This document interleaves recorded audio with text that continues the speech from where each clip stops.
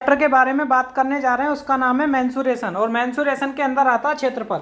इससे संबंधित पेपर में बहुत सारे क्वेश्चन पूछे जाते हैं। मैं आपको एक ऐसी ट्रिक बताऊंगा, कोई भी सवाल हो आसानी से आप निकाल सकते हैं। तो मैं इसमें 3 तरह के सवाल समझाऊंगा आपको, आयत वाले, वर्ग वाले और त्रिभुज वाले। तो सबसे पहले जानते हैं आयत के बारे में। मैं इसके फॉर्मूले बताता चलूंगा और ट्रिक के साथ सवाल करवाता चलूंगा। जैसे सबसे पहले जानते हैं आयत के बारे में। आयत के हमारे कितने फॉर्मूले होते हैं? 3। एक तो होता है क्षेत्रफल का। क्षेत्रफल का क्या होता है? लंबाई गुना चौड़ाई। ठीक है। दूसरा होता है परिमाप का। परिमाप होता क्या? परिमाप होता है मतलब चारों तरफ की माप। ठीक है। तो क्या होता है? 2 × L + B। एक होता है विकर्ण। विकर्ण क्या होता है? विकर्ण होता है इसकी तिरछी भुजा। विकर्ण क्या होता है? L² + B²। ठीक है। विकर्ण का स्क्वायर बराबर L² + B²। अब चलते हैं सवाल की तरफ। एक आयत की लंबाई 15 है, चौड़ाई 12 है, तो इसका क्षेत्रफल क्या होगा? आसानी से निकाल सकते हैं। तो मैंने इसका फॉर्मूला बताया, क्या बताया? लंबाई गुना चौड़ाई। लंबाई गुना चौड़ाई। ठीक है। तो लंबाई दे रखी है 15 और चौड़ाई दे रखी है 12। तो 15 में 12 की गुना करते हैं तो 180 आता है। आसानी से समझ में आ गया होगा। अब चलते हैं नेक्स्ट क्वेश्चन की तरफ। हो गया ना आसानी से? ऐसे ही होंगे सभी सवाल। अगला क्वेश्चन देखिए। अगला क्वेश्चन भी ऐसे ही दिया हुआ है। मैंने एक सवाल के 2 टाइप लिए हैं ताकि आसानी से समझ में आ जाए। अगला क्वेश्चन दिया हुआ, एक आयत की लंबाई दे रखी है 30, चौड़ाई दे रखी है 22, तो इसका परिमाप क्या होगा? तो इसका परिमाप मैंने बताया 2 × L कितनी दे रखी है? 30। B कितनी दे रखी है? 22। तो 22 और 30 होते हैं 52, और 52 का 2 गुना कितना होता है? 104। आसानी से समझ में आ गया होगा मैंने कैसे किया। फॉर्मूला होता है 2 × L + B। तो 2 बाहर है, L की जगह लंबाई की जगह 30, चौड़ाई की जगह 22, दोनों को जोड़ा 52 का 2 गुना 104। चलते हैं नेक्स्ट क्वेश्चन की तरफ। आयत की लंबाई 15 है, चौड़ाई 8, तो इसका विकर्ण क्या होगा? तो विकर्ण का मैंने फॉर्मूला बताया, V² बराबर L। L का मतलब लंबाई का स्क्वायर, 15 का स्क्वायर प्लस B 8 का स्क्वायर। ठीक है। तो V² बराबर 15 का स्क्वायर होता है 225 और 8 का स्क्वायर होता है 64। यदि मैं दोनों को जोड़ता हूँ तो कितना बैठेगा? 289। और 289 किसका वर्ग होता है पता है? ये होता है 17 का वर्ग। तो इसका आंसर कितना आ गया? 17। एक बार और समझिए कैसे किया। सवाल ऐसे किया, फॉर्मूला होता है V² बराबर L² + B²। ठीक है। L का मान 15 दे रखा, 15 का स्क्वायर प्लस 8 का स्क्वायर। तो दोनों को जोड़ा 15 का 225, 8 का 64, दोनों को जोड़ा 289, और 289 किसका होता है? 17 का। समझ में आ गया होगा। अब चलते हैं नेक्स्ट क्वेश्चन की तरफ। देखिए, आयत की लंबाई 16 तथा चौड़ाई 12, तो इसका विकर्ण क्या होगा? तो कैसे करेंगे? फॉर्मूला सेम है। तो विकर्ण का फॉर्मूला मैंने अभी बताया, V² बराबर L² + B²। ठीक है। V² बराबर L का मान कितना दे रखा?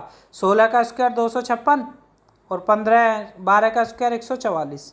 तो V² बराबर दोनों को जोड़ा तो 400 आ गया, और 400 कितने का वर्ग होता है? 20 का। तो इसका विकर्ण कितना आ गया? 20। आसानी से समझ में आ गया होगा। अब चलते हैं नेक्स्ट क्वेश्चन की तरफ। अगला क्वेश्चन दिया हुआ है, आयत की लंबाई 45, चौड़ाई 35, तो परिमाप क्या होगा? परिमाप का मैंने फॉर्मूला बताया, क्या होता है? 2 × L का मान कितना? 45, और B का मान कितना? 35। तो 45 और 35 कितने होते हैं? 80 का 2, सॉरी 45 और 35 कितने होते हैं? 80। 80 का 2 गुना कितना बैठेगा? 160। तो इसका परिमाप कितना बैठेगा? 160। आसानी से समझ में आ गया होगा। अब चलते हैं नेक्स्ट क्वेश्चन की तरफ। अगला क्वेश्चन दिया हुआ है, एक आयत की लंबाई तथा चौड़ाई का अनुपात है 7:3। कितना दे रखा है? 7:3। तो लंबाई के नीचे तो लिख दिया 7, और चौड़ाई के नीचे कितना लिख दिया?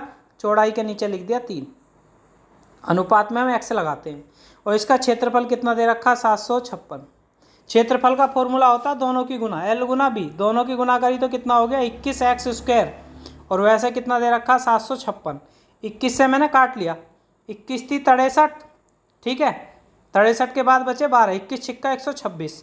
तो 36 बार कट गया। x² का मान कितना आ गया? 36।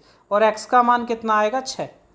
एक बार और समझा दूंगा, यदि समझ में नहीं आया पहले सवाल पूरा कर लेते हैं। तो उसने लंबाई पूछी है, तो x का मान 6 आ गया, तो 6 की 7 में गुना करूंगा तो कितना बैठेगा? 42। तो लंबाई कितनी आ गई?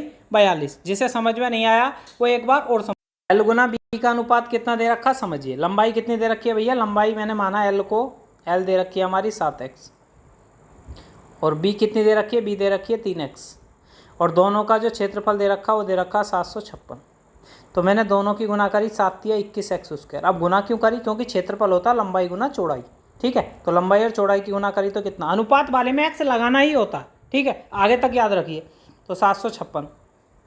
अभी मैंने 21 से 756 काटा था तो 36 बार कटा था, तो एक्स स्क्वायर का मान 36 आ गया। तो 36 किसका वर्ग होता है? 6 का। अभी यदि लंबाई पूछेगा तो 6 की पहले वाले में गुना हो जाएगी, और चौड़ाई पूछेगा तो दूसरे वाले में। लंबाई पूछिए तो 6 की 7 में गुना होगी तो कितनी बैठेगी? 42। चौड़ाई पूछेगा तो 6 की 3 में गुना होगी तो कितना आएगा? 18। आसानी से आपको समझ में आ गया होगा। अब चलते हैं नेक्स्ट क्वेश्चन की तरफ। यदि वो समझ में नहीं आया तो सेम क्वेश्चन ऐसा ये लिया, आप इसे समझ सकते हैं, वो भी समझ में आ जाएगा। देखिए कैसे, लंबाई और चौड़ाई मैंने इसे क्या मान लिया? एल, और इसे क्या मान लिया? बी। तो इन दोनों इसमें क्या लगाते हैं? दोनों में एक्स। तो 5x कितना कितना हो गया? पहला एल हो गया और दूसरा बी हो गया। तो मैंने क्या माना? इसे तो मान लिया 5x और इसे मान लिया 3x, और बराबर कितना हो गया? 375। ठीक है, तो दोनों की गुना करी, 15x स्क्वायर बराबर 375। तो 15 से काटा, 15 दूनी 30 और 15 पंजे 75, 25 बार कट गया। तो एक्स स्क्वायर बराबर 25। तो 25 किसका स्क्वायर होता है? 5 का। एक्स का मान 5 आ गया। तो जौन सी संख्या पूछेगा उसी में 5 की गुना करेंगे। लंबाई पूछी है तो 5 की 5 में गुना हुई तो कितना आ गया? 25। ठीक है, चौड़ाई पूछेगा तो 5 तिया 15। आसानी से आपको समझ में आ गया होगा। मैंने लंबाई भी निकाल के बताई और चौड़ाई भी बताई, जो पूछे वही आप आंसर दे सकते हैं। अब चलते हैं नेक्स्ट क्वेश्चन की तरफ। माना ऐसा क्वेश्चन आ जाए तो कैसे करेंगे, तो भी आसानी से होगा। समझिए, लंबाई इसकी चौड़ाई से 2 गुनी है, तो लंबाई जो है वो चौड़ाई से 2 गुनी है। ये x है तो ये कितनी होगी? 2x। मैंने बताया अनुपात कभी भी देगा तो उसमें क्या लगाना? x। अब इन्होंने कहा दोनों का जो क्षेत्रफल है वो कितना दे रखा? 3200। तो मैंने इन दोनों का क्षेत्रफल होता लंबाई गुना चौड़ाई, तो कितना बैठेगा? 2x स्क्वायर बराबर 3200। तो 2 से काटा 1600, और 1600 किसका वर्ग होता है? तो 1600 होता है 40 का। ठीक है, किसका पूछा? तो इन्होंने लंबाई पूछी है, तो 40 दूनी 80। तो लंबाई कितनी आ जाएगी हमारी? 80। आसानी से आपको समझ में आ गया होगा, क्योंकि एक ही टाइप के मैंने कई सारे सवाल करा दिए। नेक्स्ट क्वेश्चन देखिए। अगला क्वेश्चन दिया हुआ है, एक आयत की लंबाई में 10% की वृद्धि तथा चौड़ाई में 20% की वृद्धि, तो क्षेत्रफल में कितनी वृद्धि होगी? कभी भी परसेंटेज में कोई सवाल आए तो बिल्कुल आसानी से हो जाएगा। देखिए कैसे, हमें क्या मानना? 100। वृद्धि कहेगा तो ऊपर 100 में जोड़ के लिखना, और फिर दोबारा वृद्धि की है तो 100 में जोड़ के। यदि कमी कहता तो ऊपर 100 में घटा के लिखते हैं। 100 से 100 खत्म, 2 जीरो से 2 जीरो खत्म, 11 बारियाम 132। अब मैंने 100 माना था, 132 हो गया, तो कितनी वृद्धि हो गई? 32%। हो गया ना आसानी से। ऐसे होंगे सारे सवाल। कभी भी परसेंटेज में कोई सवाल दे, आयत हो, क्षेत्रफल हो, लाभ हानि हो, कोई भी हो, तो हमेशा क्या मानते हैं? 100 मानते हैं। तो मैंने इसमें क्या माना था? 100। अब उन्होंने कहा पहले 10 की वृद्धि, फिर 20 की वृद्धि। ठीक है, तो मैंने कैलकुलेशन क्या करी? 100 से 100 खत्म, 2 जीरो से 2 जीरो खत्म, 11 बारियाम 132। तो 100 था, 132 हो गया, तो कितनी वृद्धि हो गई? 32% की। आसानी से आपको समझ में आ गया होगा।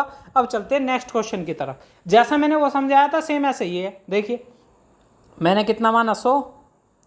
अब इन्होंने पहले 40 की वृद्धि करी है और फिर 20 की कमी करी है, तो 100 में से ऊपर घटा के लिखना। 100 से 100 खत्म, 2 जीरो से 2 जीरो खत्म, 14 अट्ठे 112। अब 100 था, 112 हो गया, तो कितनी वृद्धि हो गई? 12% की वृद्धि। आसानी से आपको समझ में आ गया होगा। यदि 100 से कम आए तो कमी और अधिक आया तो वृद्धि। तो 112 आया तो इसमें हो गई 12% की वृद्धि। अब चलते हैं नेक्स्ट क्वेश्चन की तरफ। अभी तक मैंने क्वेश्चन समझाए थे आपको आयत के, अब चलेंगे वर्ग के। वर्ग के 3 ही फॉर्मूले होते हैं, किसी भी चीज़ के हों 3 ही होते हैं। आयत के भी 3, वर्ग के भी 3, त्रिभुज के भी 3। तो इन्होंने कहा वर्ग का क्षेत्रफल होता है कितना? भुजा स्क्वायर। वर्ग कहते हैं किसे? स्क्वायर को। ठीक है, तो परिमाप क्या होता है? जितनी भी भुजा उसमें 4 की गुना कर देनी है, और विकर्ण होता है भुजा रूट 2। चलो समझते हैं सवाल से। पहला सवाल दिया हुआ है, इन्होंने कहा एक वर्ग की भुजा 17 सेंटीमीटर, तो क्षेत्रफल क्या होगा? तो क्षेत्रफल मैंने बताया क्या होता है? संख्या भुजा का स्क्वायर। तो भुजा का स्क्वायर कितना बैठेगा? 289। बस हो गया, इतना ही तो सवाल है।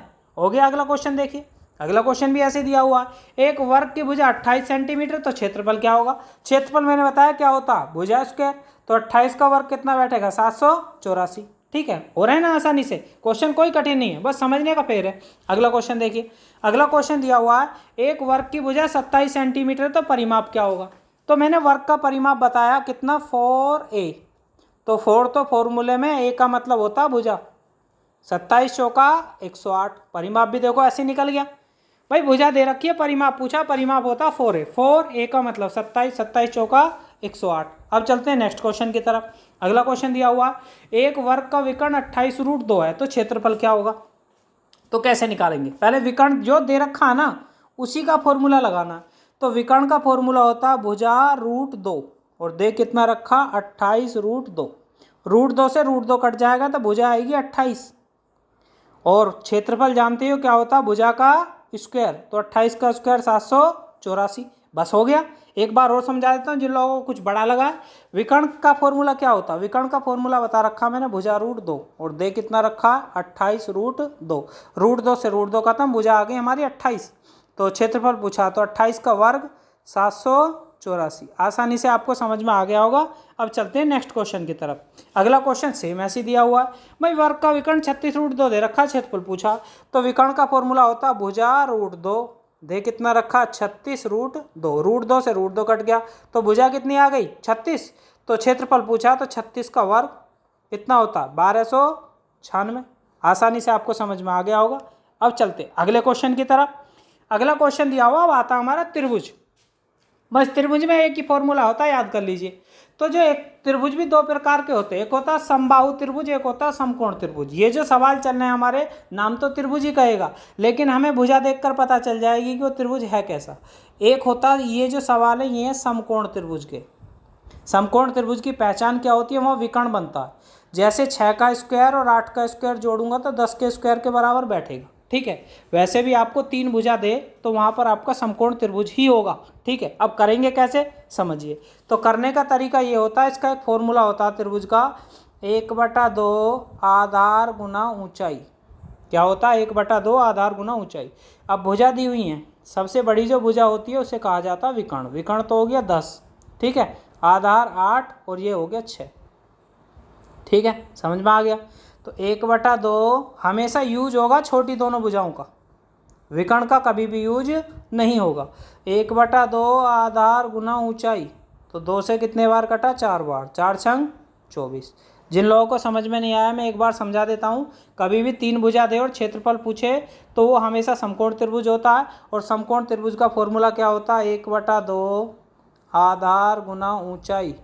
1/2 आधार कितना दे रखा 6 और ऊंचाई दे रखी 8। इससे कितने बार काटा 4 बार, 6 चौक 24। तो इसका आंसर कितना आ गया 24। विकर्ण का कभी भी यूज नहीं होता, पहली दोनों भुजाओं का यूज होगा, एक आधार होगी और एक ऊंचाई होगी, ठीक है। अगले क्वेश्चन की तरफ चलते हैं। अगला क्वेश्चन भी सेम दिया हुआ है, आप आसानी से निकाल सकते हैं। एक त्रिभुज की भुजाएं 8, 15, 17 हैं, तो इसका क्षेत्रफल क्या होगा। तो त्रिभुज के क्षेत्रफल का फॉर्मूला होता है 1/2 आधार, मैंने बताया पहली 2 भुजाओं का यूज होगा बस, 8 गुना 15। इससे कितने बार कटा 4 बार, 15 चौका 60। तो आंसर कितना आ गया 60। आसानी से समझ में आ गया होगा। अब चलते हैं नेक्स्ट क्वेश्चन की तरफ। अब आ गया हमारा त्रिभुज की जगह क्या आ गया, समबाहु त्रिभुज, समान भुजा वाला त्रिभुज। इसका मतलब ये हुआ। अब इसे कैसे करेंगे, फॉर्मूला आपके सामने स्क्रीन पर दिया हुआ है।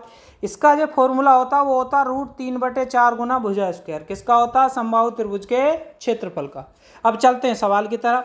सवाल ऐसा दिया हुआ है, एक समबाहु त्रिभुज का क्षेत्रफल है 36 √3, तो भुजा क्या होगी। फॉर्मूला लगाइए, √3/4 गुना भुजा स्क्वायर बराबर 36 √3। √3 से √3 कट गया भैया, 36 की जाके गुना हो गई 4 में, तो ए स्क्वायर बराबर हो गया 144। और 144 किसका वर्ग होता है 12 का। 144 किसका वर्ग होता है 12 का। तो भुजा कितनी आ गई 12। जिसके समझ में नहीं आया एक बार फिर देखिए। समबाहु त्रिभुज का क्षेत्रफल दे रखा तो क्षेत्रफल का ही मैंने फॉर्मूला लगाया, √3/4 गुना भुजा स्क्वायर। मैंने बताया था ये इसका क्षेत्रफल का फॉर्मूला होता है। दे कितना रखा है 36 √3। √3 से √3 खत्म, गुना करी तो ए स्क्वायर बराबर 144। तो ए का मान कितना आ गया 12। तो क्षेत्रफल क्षेत्रफल दे रखा 36 √3 और भुजा कितनी आ गई 12। अब चलते हैं नेक्स्ट क्वेश्चन की तरफ। अगला क्वेश्चन देखिए। अगला क्वेश्चन दिया हुआ है, एक समबाहु त्रिभुज का क्षेत्रफल 4 √3 सेंटीमीटर है, तो भुजा क्या होगी। सेम आसानी से कर सकते हैं। तो इसका फॉर्मूला कितना होता है √3/4 गुना भुजा स्क्वायर बराबर 4 √3। √3 से √3 खत्म, गुना करी तो कितना हो गया ए स्क्वायर बराबर 16 और ए का मान कितना आ गया 4। तो ए का मान आ गया 4। आसानी से आपको समझ में आ गया होगा। अब चलते हैं नेक्स्ट क्वेश्चन की तरफ। एक समबाहु त्रिभुज की भुजा दे रखी है 2 √3, तो क्षेत्रफल क्या होगा। अब देखिए उल्टा सवाल पूछ लिया, कोई बात नहीं, फॉर्मूला हमें याद है, हम आसानी से निकाल सकते हैं। तो कैसे करेंगे? फॉर्मूला होता है √3/4 गुना भुजा कितनी दे रखी है 2√3 और उसका भी क्या करना है होल स्क्वायर। तो मैंने क्या करा √3/4 गुना, तो 2 का वर्ग तो बैठेगा 4, और कभी किसी रूट वाली संख्या का वर्ग कहते हैं तो वो रूट से बाहर ही आ पाती है, तो इसका वर्ग करूँगा तो 3 ही बन जाएगा। कितना बन जाएगा 3। तो 4 से 4 खत्म, तो इसका आंसर कितना आएगा 3√3। आसानी से आपको समझ में आ गया होगा। इसका आंसर कितना आया 3√3। जिन लोगों को समझ में नहीं आया एक बार समझा देता हूँ। समबाहु त्रिभुज का फॉर्मूला होता है √3/4 गुना भुजा स्क्वायर, भुजा कितनी दे रखी है 2√3 और इसका क्या करना है होल स्क्वायर। तो √3/4 गुना इसका 2 का वर्ग कितना बैठेगा 4 और √3 का वर्ग कितना बैठेगा 3, तो इससे कट गया, तो इसका आ गया 3√3। आसानी से आपको समझ में आ गया होगा। आज की वीडियो को यहीं पे समाप्त करते हैं। आपको वीडियो कैसा लगा ज़रूर बताएं। जिन लोगों ने सब्सक्राइब नहीं किया वो सब्सक्राइब कर लें।